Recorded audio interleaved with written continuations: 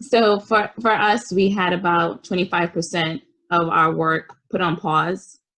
We were still considered an essential business, but for those projects, those individuals were moved to overhead. Our plan was not to have to lay off anyone or furlough them. And thankfully, we were able to keep everyone. And what we did to keep them occupied, we teamed up with a good friend of ours who's also a professor, and he prepared sessions, training sessions to help them to continue to develop some of their skills.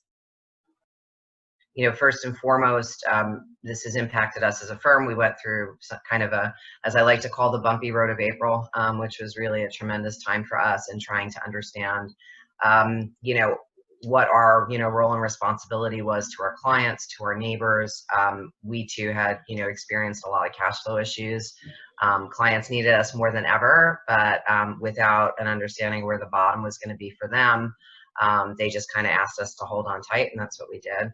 So we spent a number of weeks, and probably close to, you know, 2 months, just navigating alongside with what our clients' needs were.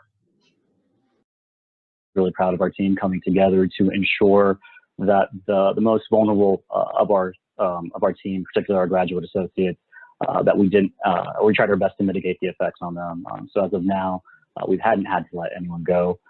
We are inhabiting a world in which we let go of our office as of 6 months. So both in Philly and Brooklyn, in New York rather, we're officeless. I don't know what the future portends. Maybe we'll go back, maybe we won't. We're kind of dealing with a new world and figuring that out. Like a lot of the world, it was pins and needles. I think that even as progressive and rather proactive as we could be with our own banking partner, you know, it was a bit of wait and see, and it was really scary. And I think within that wait and see, there was a lot of scenario planning. If we get it, if we don't get it, etc. I think in addition to that, we were also just trying to look into additional lines of credit, you know, anything we could do as we were awaiting that information. I will say, I think, you know, even within a small firm, you know, quite often that still lives with, you know, one person, right, our CFO.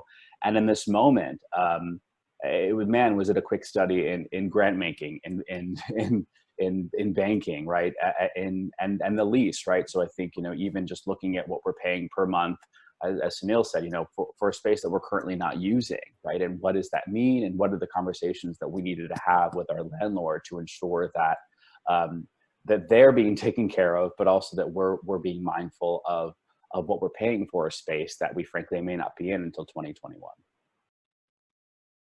We were also fortunate enough to secure a PPP loan.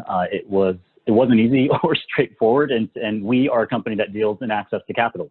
So that's not a great thing for the entire system. It's kind of an indictment of it. So imagine what others that are looking to seek out capital and can't really get past those access points and those barrier points. So, you know, let alone not having commercial banking relationships.